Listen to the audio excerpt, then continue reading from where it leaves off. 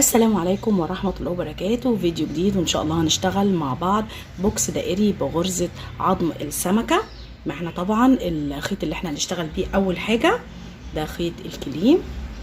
بصوا ده شكل الشلة، الفتلة من قريب اهي، فتلة تعتبر مش سميكة، الفتلة دي فتلة وسط. طبعا خيط الكليم مش كله زي بعض، سمك الفتلة بيختلف من شلة للتانية حتى لو كان نفس اللون، فانت خلي بالك من النقطة دي.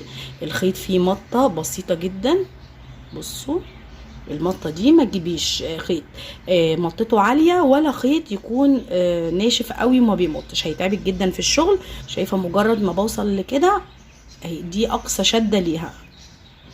تمام، ده خيط كليم سوبر لوكس مصري. معايا كمان الدايره اللي هنبدا شغل عليها. الدايره دي ليها فيديو بالتفصيل على القناه، هحط لكم طبعا لينك الطريقه بالتفصيل، هتلاقوه في صندوق الوصف وكمان هتلاقوه في اول تعليق على الفيديو. انا ما قفلتهاش عشان هنقفلها مع بعض، وهشتغل الخيط بتاعي بابره مقاس 7 اهي.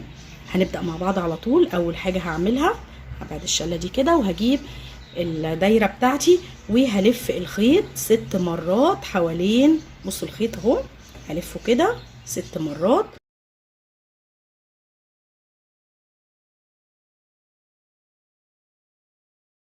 تمام، وهنفصل الخيط بتاعنا وبعد كده هنوصله تاني، لكن عشان القفله تكون مظبوطه. الخيط بتاعي هبعد الشله دلوقتي، انا مش محتاجاها في الوقت ده. القاعده اللي انا هشتغل عليها مقاسها حوالي 17 سنتي. انا اشتغلت 7 سطور حشو غرزه السنبله. خلاص هسحب الخيط كله اللي انا قصيته من اخر حلقه لاخر غرزه.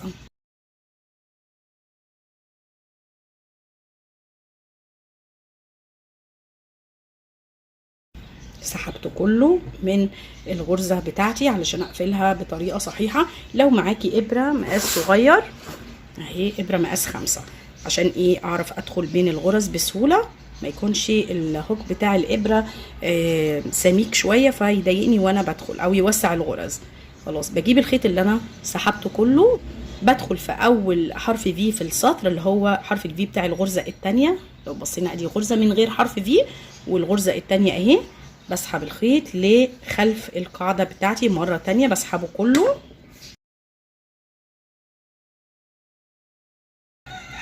تمام، سحبته كله كده بالشكل ده. بصوا هرجع تاني هقلب القاعده على الظهر بتاعها. بصوا نضيف جدا ما فيهوش اي مشكله. بنفس الابره الصغيره هاجي في الغرزه الاخيره اللي انا سحبت منها الخيط اهو، الغرزه دي الاخيره هاجي فيها من الظهر في الحلقه الثالثه اهي، الحلقه الثالثه للغرزه اللي هي ورا، اللي هي بتكون لي الحلقات دي الحلقه الثالثه، وباجي في نص حرف الفي اهي لاخر غرزه، وبسحب الخيط بتاعي للخلف مره تانية.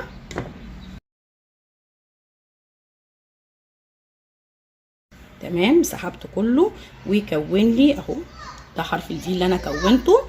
الغرز كلها بقت شبه بعض والقفله بقت مظبوطه زي ما احنا شايفين.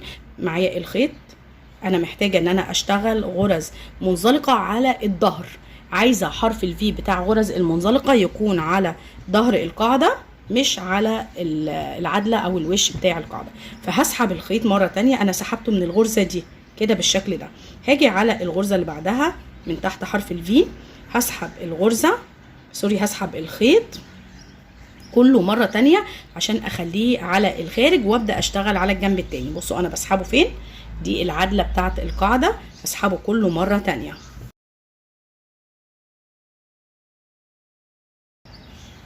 تمام، سحبته بالشكل ده الخيط اهو على الجنب المعدول هنا.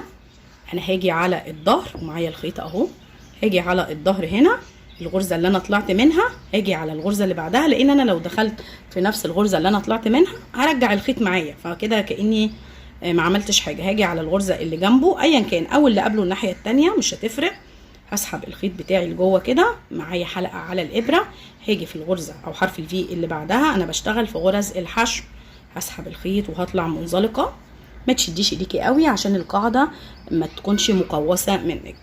الغرزه اللي بعدها بسحب الخيط وبطلع منزلقه، الثالثه، الرابعه،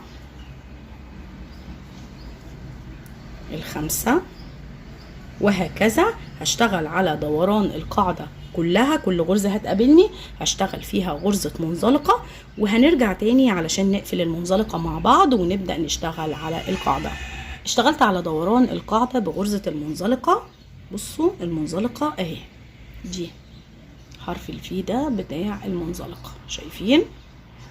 دي العدله اهي، غرز المنزلقه لي حلقه واحده بس من العدله بتاعه القاعده، وده الظهر فيه حرف الفي اللي انا هشتغل عليه الغرز بتاعتي. خلاص دي اخر غرزه هشتغلها، وسايبه غرزه فاضيه في النص، واول حرف في او اول غرزه منزلقه اهي في غرزه فاضيه في النص، دي اللي انا هكون حرف الفي بتاعها. الخيط معايا لسه مكمل زي ما قلت لكم، قصوا الخيط بزياده، انا لسه كده كده هوصله، فعادي لما تقصوه بزياده مش هيخسر معاكم، هتكملوا بيه شغل عادي جدا. هسحب الخيط من اخر غرزه، هسحبه كله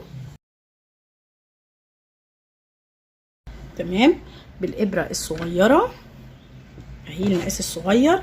هاجي هنا ادي اول غرزه منزلقه اشتغلتها، شايفين فين وانا ناهيه الغرزه بتاعتي فين؟ بدخل تحت حرف الفي هنا، بسحب الخيط للجنب التاني كده من تحت حرف الفي بس، وبسحب الخيط كله عشان اكون حرف الفي بتاع الغرزه الاخيره. ارجع بالخيط تاني الغرزه الاخيره اللي انا سحبت منها الخيط، بدخل من ورا من ناحيه بره العدله بتاعه القاعده اهي، باجي من هنا كده على اخر غرزه اشتغلتها وسحبت منها الخيط في نص حرف الفي، بدخل من تحت كده بسحب الخيط بتاعي وبطلعه كله علشان يكون لي حرف الفي لاخر غرزه اهو. بصوا شايفين الغرز كلها شبه بعض بالشكل ده. خلاص هنبدأ بقى نشتغل، هنسيب الإبرة الصغيرة وهنرجع للإبرة بتاعتنا الكبيرة. معايا الخيط اهو انا قصاه على المسافة اللي احنا كنا قلنا عليها. معايا خيط من نفس اللون اللي انا شغالة بيه، إبرة خياطة عادية، وهجيب الخيط بتاعي المتصل بالشلة اهو، الخيط المتصل بالشلة ده هجيبه كده مع الخيط اللي انا فاصلاه عشان اشتغل المنزلقه، ومن ظهر الخيط هحطهم على بعض وهوصل الخيط بتاعي. دي طريقه الوصل اللي انا متعوده عليها، بخيطه علشان ما بربطش طبعا عشان الربطه بتكون باينه ومكلكعه في الشغل بتاعي. غرز عاديه خالص، ممكن تروحي وتيجي مره مثلا، انا ساعات بروح واجي حسب الفتله بتاعتي كمان. بصوا نفس اللون ورفيع، باخد غرزه للتثبيت وبفصل الخيط بتاعي بتاع الخياطه كده. خلاص الابره خلاص. بصوا انا وصلته بالشكل ده، بقوم فاتحه كده وضماه على بعض كده. طبعا الخيط بيلم على بعض بالشكل ده، بقوم مدخله في قلب بعضه كده. خلاص كده اتوصل معايا. بصوا العدله بتاعته اهي. خلاص بعد كده انا سحبت الخيط من هنا الغرزه دي، باجي على الغرزه اللي بعديها اللي جنب اللي انا سحبت منها الخيط. انا دلوقتي بصوا بدخل في غرز المنزلقه، ماليش دعوه بغرز الحشو اللي هنا دي لا، انا داخله في الفي بتاع المنزلقه. بسحب الخيط اهو بالشكل ده، وباخد اول غرزه، الغرزه اللي بعديها بشتغل بقى السطر كله في المنزلقه اهو كده. حاولي تخلي مقاس الغرزه بتاعتك متوسط، ولا هي مشدوده قوي ولا هي مريحه قوي. كل الغرز اللي هتقابلني منزلقه هشتغل فيها غرز حشو ودوران الدايره كلها. هقفل السطر بالطريقه اللي احنا متعودين عليها. بعد كده هرجع وهشتغل السطر التاني غرز حشو، وهرجع لكم على السطر الثالث علشان نبدا شغل بالغرزه بتاعتنا. وصلت لنهايه السطر التاني تمام. انا اشتغلت غرزتين حشو عاديين بغرزه الحشو العاديه مش الحشو السنبله. هنسحب الخيط ونريحه شويه. هندخل هنا تحت حرف الفي عشان نكون حرف الفي لاول ضلعين هنا. دي اول غرزة حشو. هنسحب الخيط كده لجوه. انا كده قفلت السطر، هدخل في الحلقة اللي انا سحبتها لورا، هعتبرها ارتفاع وهاخدها سلسلة كده، هاجي في نفس المكان وهشتغل غرزة حشو. دي اول غرزة حشو في السطر عشان يكون ليها حرف في ونمشي بطريقة عادية. بعد كده هاجي على الغرزة التانية وهشتغل كمان غرزة حشو في حرف الفي عادي جدا. معايا اهو غرزتين حشو. هاجي بقى في اول غرزة حشو معايا 2، هاجي في الاولى مش هدخل في الضلعين ولا هدخل في حرف الفي، انا هاجي تحت الضلعين تحت الغرزة بالظبط. بصوا الابرة داخلة فين، هرجع كده وهدخل تحت الغرزة بالظبط في نفس السطر. شايفين انا شديت الخيط وريحته ازاي؟ الغرزة التالتة او اللي عليها الدور اهي، هسيب الضلعين بتوعها وهنزل على السطر اللي قبله، هنزل تحت الغرزة في المكان ده. شايفين انا نزلت للسطر الاول، الغرزة التالتة هنزل تحتيها كده تحت الضلعين، هسحب الخيط وهريحه بالشكل ده، وهطلع من الثلاث حلقات اللي على الابرة. كده اتكونت اول غرزة معايا من الغرزة بتاعتي. تمام. طبعا الغرزة اللي انا سحبت قصادها الحلقات الطويلة دي متدارية تحت الحلقات اهي، هسيبها فاضية.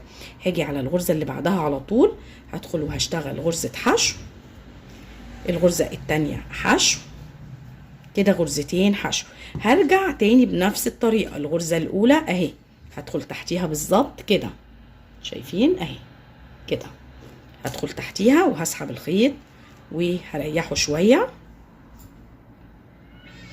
بعد كده الغرزة التالتة اللي عليها الدور دي الفاضية دي هنزل تحتيها، هنزل تحتيها هنا في السطر اللي تحت هنا، لا اللي قبله كمان، يعني بنزل سطرين لتحت، تحت الغرزة تحت الضلعين بنزل وبسحب الخيط بتاعي كده اهو من تحت خالص، وبريحه في مستوى السطر بتاعي، وبطلع من الثلاث حلقات مرة تانية. لو الحلقات جاية على بعض بظبطها كده بالشكل ده. تمام. بصوا الشكل بقى كده اهو. خلاص الحلقات دي هسيبها فاضية، او حرف الفي ده هسيبه فاضي، اللي انا سحبت مكانه الضلعين الطوال. باجي على الغرزة اللي بعديه على طول حشو عادية، الغرزة التانية اللي بعديها على طول حشو عادية، برجع للغرزة الاولى اهي، بدخل فين؟ بصوا الغرزة الاولى بدخل تحتها بالظبط، بسحب الخيط بريحه كده بميلة، باجي على الغرزة اللي عليها الدور بنزل تحتيها السطر اللي قبله، بنزل سطرين لتحت، بسحب الخيط وبريحه في نفس المستوى. معايا 3 حلقات على الابرة، بطلع من التلاتة مرة واحدة.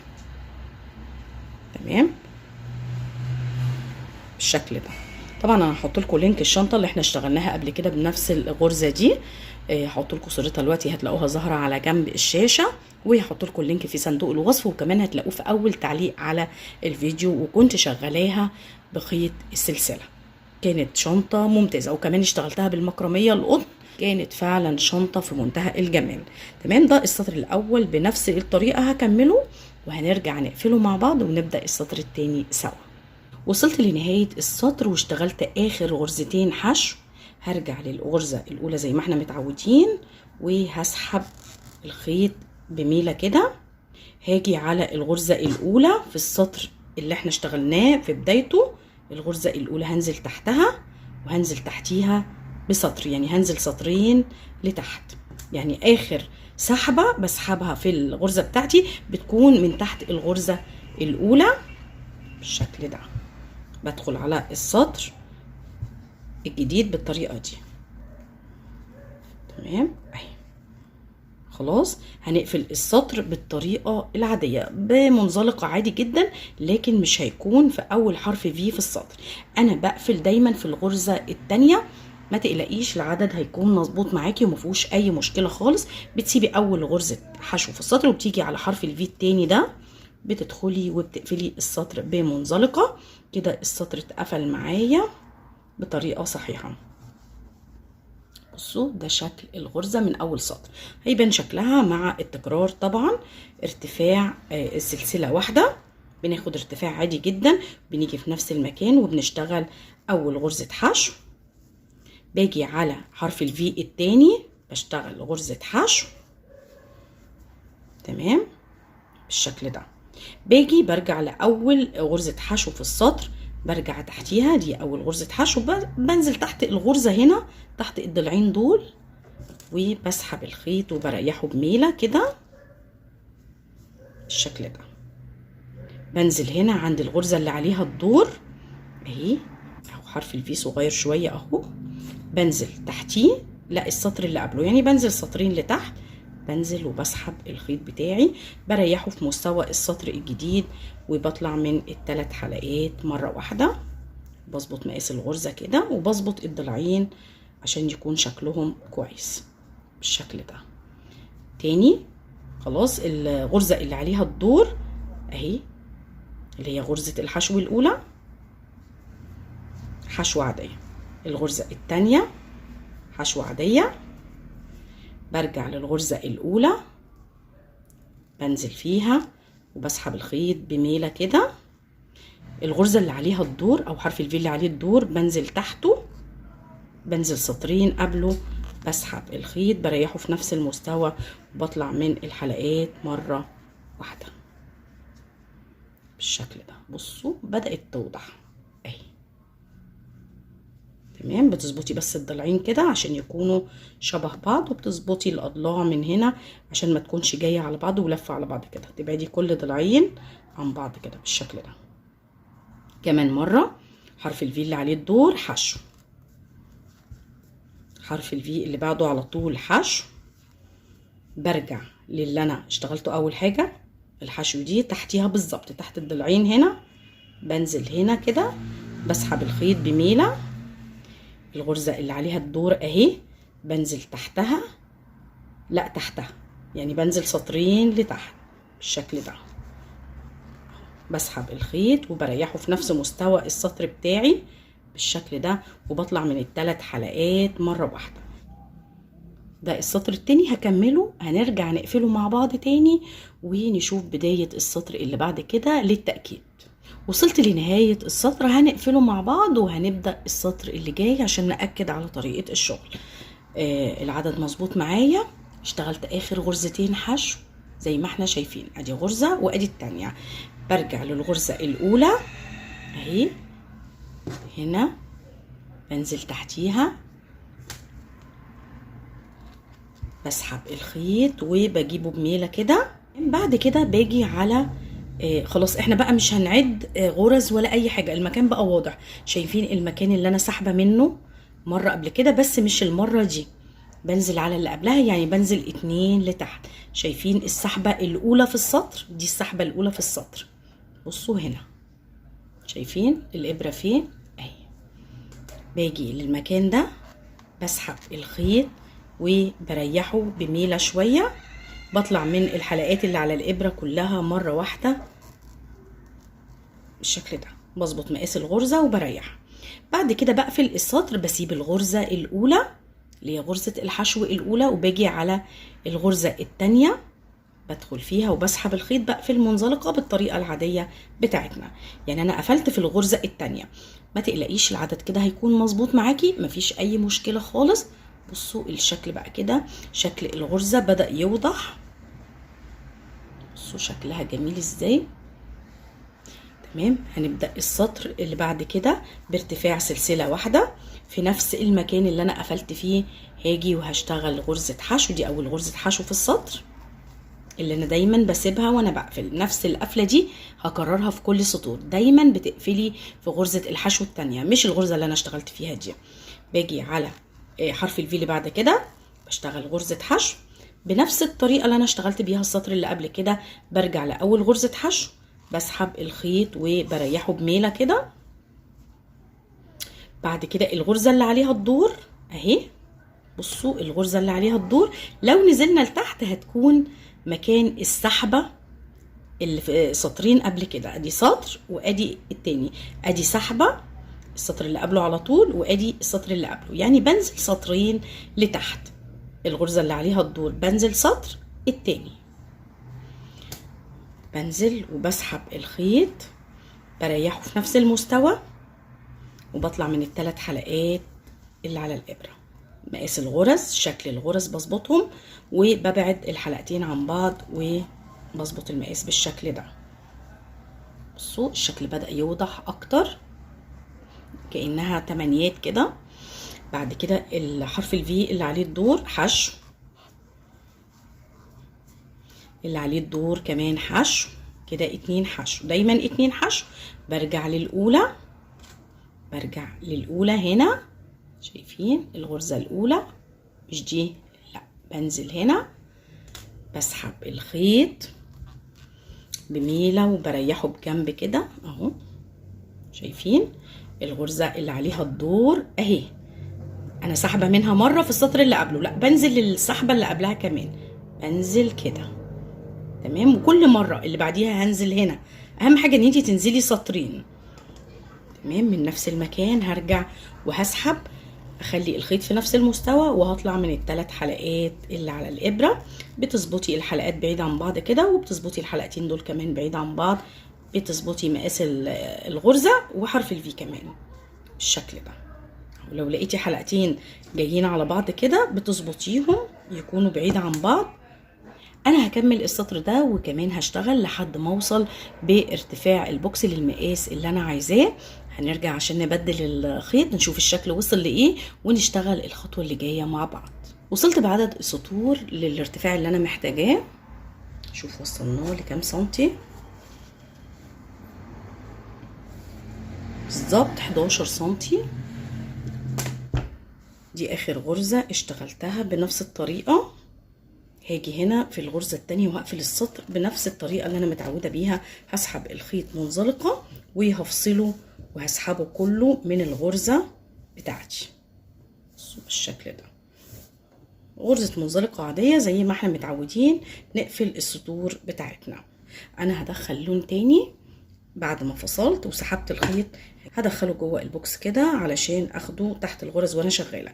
معايا اللون الابيض ده، ادخله هنا كده، هتني الخيط بالشكل ده، وهاجي هنا في الغرزة اللي انا قفلت فيها. معايا الخيط اللي انا فصلته هاخده معايا تحت الغرز، وهتني الخيط بالشكل ده تانية بسيطة، وهسحبه من الغرزة عشان اكون اول غرزة معايا. هسحب مجرد حلقة بسيطة وهطلع بالخيط منها كده عشان اكون الحلقتين بتوع اول غرزة، وحرف الفي طبعا وانا بقفل هكونه. الغرزة اللي بعده معايا طبعا الخيوط القصيرة والخيط اللي انا فصلته تحت الغرز بتاعتي بالشكل ده. الغرزة التانية، الغرزة التالتة مش هشتغل في حرف الفي لان الغرزة التالتة بصوا هنزل من تحتها وهسحب الخيط كأنها حشوة عميقة بالشكل ده. يعني غرزتين حشو عاديين والتالتة تعتبر حشو عميقة كده. هاجي على الغرزة اللي بعدها هشتغل فيها حشو في حرف الفي لان مش هينفع ان انا اجيبها عميقة عشان الضلعين الطوال دول، فهاجي في حرف الفي وهشتغل حشو عادية تمام. اللي بعدها كمان مش هتنفع عميقة علشان الضلعين دول، فهشتغلها في حرف الفي عادية، حشو عادية اهي، 2 عادية. التالتة ظاهرة بالنسبة لي اهي، ده مجرد منظر جمالي. ممكن طبعا تشتغليها كلها في حرف الفي مفيش اي مشكلة، وهيكون شكلها كمان ان شاء الله جميل، لكن طالما دي ظاهرة معايا كده انا هجيبها عميقة. دايما غرزة الحشو العميقة في تقفيل البوكسات مع اللون المختلف كمان بيكون شكلها اجمل. عميقة جبتها من تحت الغرزة بالشكل ده، اطلع من الحلقتين وهاخد المقاس بتاعها كده، يعني هشدها شدة خفيفة واظبط الضلعين بتوعها. اعتقد ان الشكل كده احلى. اللي بعديها عادية في حرف الفي، الخيوط القصيرة معايا برضو حشو عادية.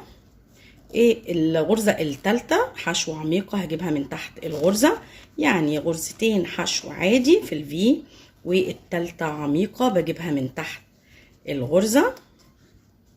بصوا كده. هكمل دوران البوكس وهنرجع نقفل السطر ده ونشتغل سطر المنزلقة مع بعض. وصلت لنهاية السطر وهنفصل الخيط بتاعنا، لكن هنفصله على مسافة زي ما احنا متعودين. وقبل ما بنشتغل سطور المنزلقة بنسيب مسافة طويلة علشان اقفل قفلة صحيحة واشتغل سطر المنزلقة بطريقة صح. بفصل الخيط على مسافة 6 مرات، بلف الخيط 6 مرات كده دوران البوكس 6 مرات بالشكل ده كده، بلفه 2 و6 مرات. دي طبعا مسافة بزيادة علشان الخيط ما يقصرش معايا وانا شغالة كده. 3 4 5 والمرة السادسة وبفصل الخيط. لكن انا نهاية الشلة معايا فكده كده مش محتاجة ان انا افصله. هشيل الابرة كده وهسحب الخيط بتاعي من اخر غرزة، هسحبه كله المسافة اللي انا قصيتها كلها هسحبها من الغرزة.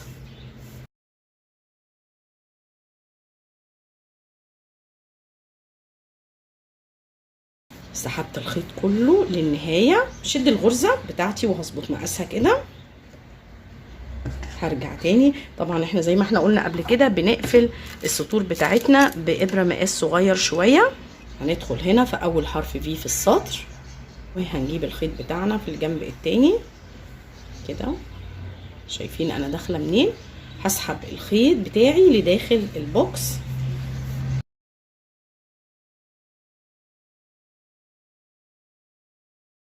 خلاص برجع اخده تاني في الجنب التاني. بصوا حرف الفي بدأ يتكون ازاي. انا كونت ضلع واحد منه.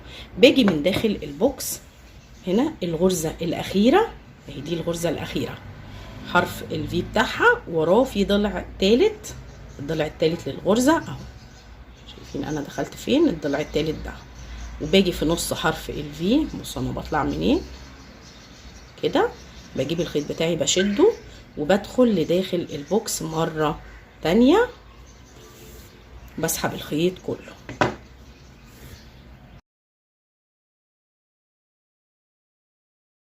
كده. السطر اتقفل معايا بطريقة صحيحة. بصوا الغرز كلها شبه بعض تمام. خلاص الخيط معايا للداخل والخيط مفصول على مسافة. هنبدأ نشتغل غرزة منزلقة. هنا في طريقتين ممكن تشتغلي بيهم. ممكن تشتغلي غرزة المنزلقة وتشدي ايدك لو انت عايزة البوكس يكون بومبي، يعني يكون لامم لجوه، الحرف بتاعه لامم لجوه كده ونازل بومبي كده. وفي طريقة تانية ان انت ممكن تخليه طالع ستريت كده متساوي خط مستقيم وتريحي ايديكي في غرزة المنزلقة. اشتغلي طبعا بالطريقة اللي تحبيها وحسب ما تحبي الشكل النهائي للبوكس. عايزاه بومبي ولا عايزاه يكون طالع ستريت خط مستقيم كده تمام. اللي معايا الخيط بتاعي اهو لجوه، هاجي على الغرزة اللي جنب المكان اللي انا سحبت منه الخيط بالظبط، بدخل تحت حرف الفي بسحب الخيط، باجي على الغرزة التانية بسحب الخيط وبطلع منزلقة من الحلقة اللي على الإبرة كده زي المرزق اللي بعديها. بطلع من الحلقة اللي على الإبرة الغرزة التانية تمام. غرز المنزلقة هكمل على كل غرزة حشو هتقابلني بغرزة منزلقة. هنرجع نقفل سطر المنزلقة ونشوف الشكل النهائي للبوكس وكل التفاصيل الخاصة بيه. وصلت لاخر غرزة منزلقة. انا سايبة غرزة فاضية قبل الغرزة الاولى، اخر غرزة في غرزة فاضية وبعدين الغرزة الاولى. بسحب الخيط بتاعي، بشيل الابرة المقاس الكبير كده وبسحب الخيط بتاعي. بصوا المسافة اللي اتبقت هي مسافة، طبعا انا كنت سايبة اكتر من ال6 لفات لان ده كان اخر خيط موجود معايا، فكده تمام 6 لفات بيبقى معاكي بزيادة في النهاية. لازم تكوني عامله حساب النقطه دي عشان الخيط ما يخلصش منك وانتي شغاله وتضطري ان انتي توصلي او الوصله تظهر معاكي تكون واضحه في الشغل يعني. خلاص انا سحبت الخيط بالابره المقاس الصغير. بصوا اخر غرزه وغرزه فاضيه والغرزه الاولى، باجي تحت الغرزه الاولى اللي هو اول حرف في السطر، بدخل تحتيه تحت الضلعين بالشكل ده اهو. بسحب الخيط من تحت الضلعين لفوق كده الخيط مش طويل معايا، هتسحبيه بسرعه اهو. خلاص كونت اول ضلع زي ما انتوا شايفين. بعد كده باجي من داخل البوكس، شايفين دي اخر غرزه منزلقه اشتغلتها، باجي في النص كده اهي، شايفين حرف الفي بتاع اخر غرزه، بدخل في النص هنا كده، الابره شايفين حطيتها فين، باجي من الداخل، شايفين الابره طالعه منين، لكن باجي كمان تحت الحلقه الثالثه لغرزه الحشو اللي قصادها غرزه المنزلقه اهي، الحلقه الثالثه جنب الابره بتاعتي ما هي طالعه، وباجي من نفس مكان الابره وبطلع من نفس المكان من نص غرزه المنزلقه، من النص بالظبط، من نص حرف الفي بالظبط بالشكل ده. بسحب الخيط، بشد الغرزه، بظبط مقاسها كده وبسحب الخيط للداخل،